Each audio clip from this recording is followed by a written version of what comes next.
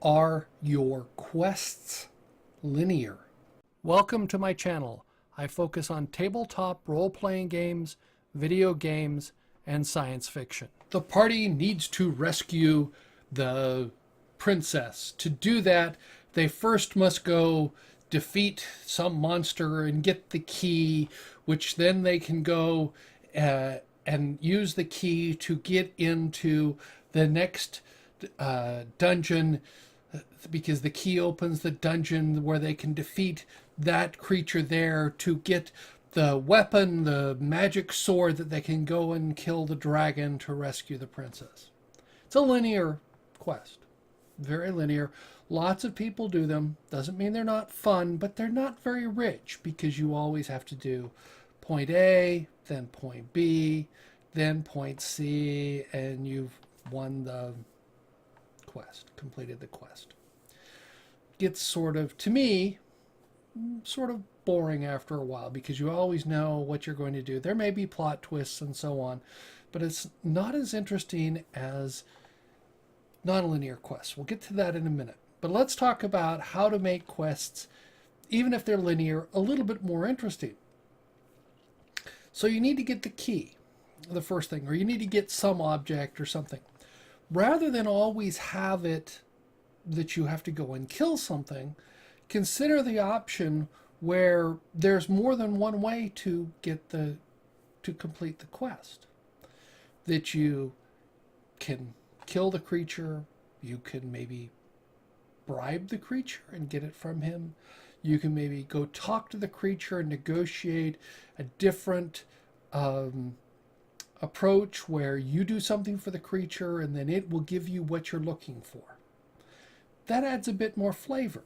Then, however you reacted to the first part of the quest can affect your options for the second part of the quest. This becomes kind of important because this means that the characters are actually the actions that they take affect the world. Because if they kill the creature, then the next creature is not going to want to bargain with them.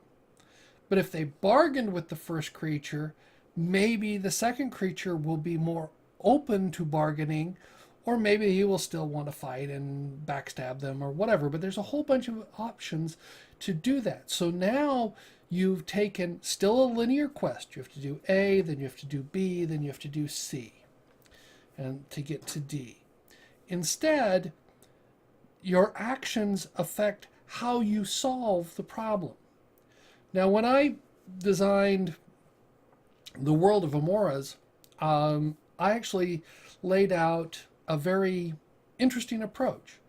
There were multiple end games, as the saying goes, that there's multiple ways to solve the problem or to complete the main quests. There are multiple main quests, all of them interacting and so on. So when the players start off, they know they've got sort of an overarching quest, the thing that they're going to try and do, but there are nuances. There are different approaches to answering that solution.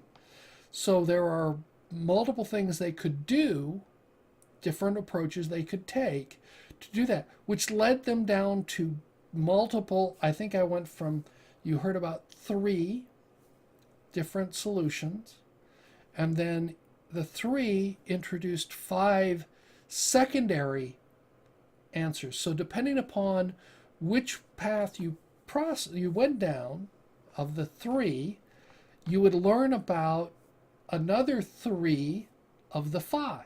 And you may go back and find and learn more about the others. And that led into, it exploded into another, I think, 7. And then that went down to 3. And then those were the final solutions. So and the nuances of how you solved each one and how you approached each one interacted and changed your options. If you went and killed the monster, that closed some options off in the future. If you negotiated with the monster, that also closed some options, but it opened others. So it became much more interesting and so on. And you go, oh, how can I possibly come up with this complex of an idea? And don't worry about it. What do I mean by that? I would lay out the interesting thing. The way I'd started with Amores was I started saying, okay, I know I'm planning a multi-layered, multi-path solution. Okay, so I have to have some idea of two. I say two solutions. Pick two. And we'll get into why only two at the start. You could, if they come to you quickly, then that's great to have more, but you need two.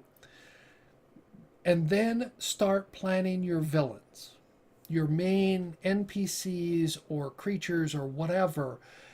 And from that, we'll grow some possibilities.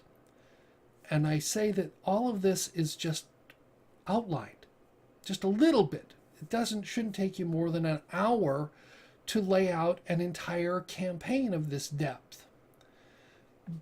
Because you leave it rough, and as you start the game, you listen to the players. That's the key. Listen to what your players have to say. And if they come up with another idea, like one of them says, oh, but they use the key to do ABC. What happens if we bribe the blacksmith to figure out how to duplicate the key?